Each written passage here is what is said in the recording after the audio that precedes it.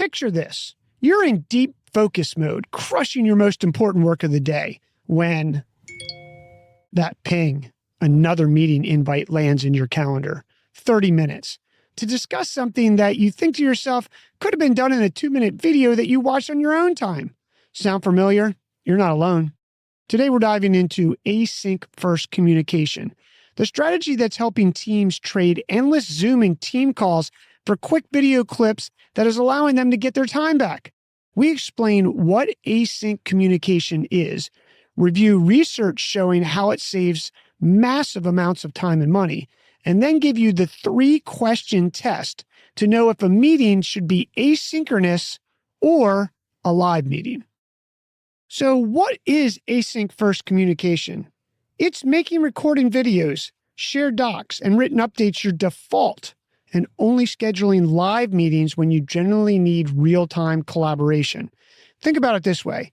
Instead of pulling 6 people into a conference room for 30 minutes, that's 3 total hours of your team's time, you record a 3-minute video walking through your update. You drop it into Notion or Slack and let people watch and respond when it fits their schedule. The first part matters. This isn't about never meeting. It's about defaulting to async and only going to live meetings when the situation actually demands it.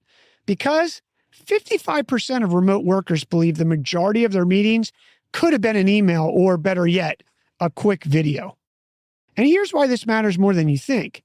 We've all felt meeting fatigue, but the numbers are worse than you'd expect. According to Asana's 2024 State of Work Innovation Report, published in early 2025, individual contributors now spend 3.7 hours per week in unproductive meetings. That's nearly half a workday every single week, completely wasted. And that number has jumped 118% since 2019.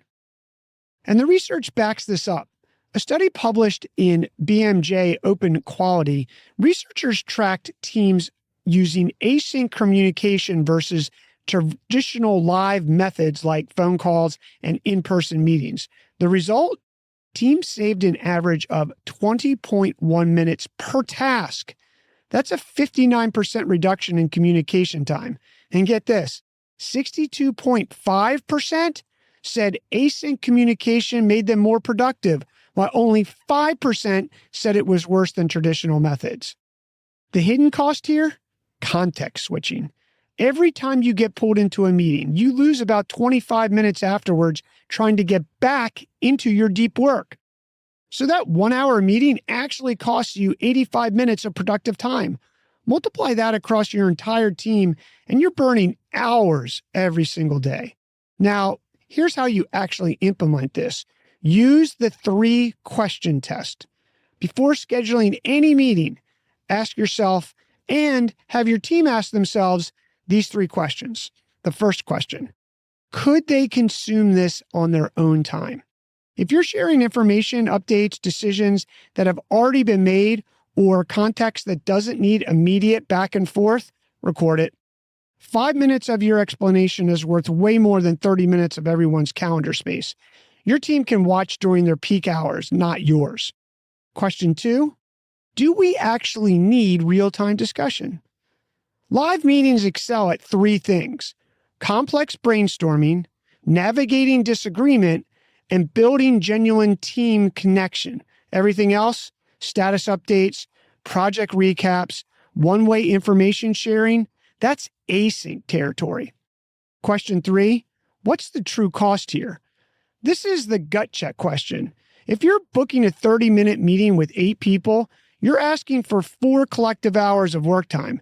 Is whatever you need to discuss generally worth 4 hours of your team's most valuable resource? Sometimes, absolutely yes. Most of the time, probably not. Here's your action step for this week.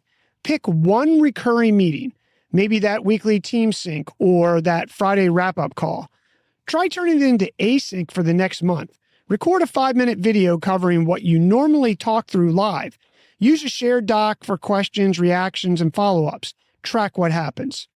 Most teams discover they can handle about 80% of what used to be meetings through async methods. That remaining 20%, those become significantly more valuable because everyone knows they're actually necessary. The people who show up are engaged because they're not meeting fatigued. The decisions get made faster because you've already done the information sharing asynchronously. Async-First isn't about losing the human element of work. It's about respecting that deep work is where real value gets created. And that's your team's time and attention are finite resources worth protecting. So before you click schedule meeting this week, pause. Ask yourself, can this be a 3 or 4 minute video? Your move.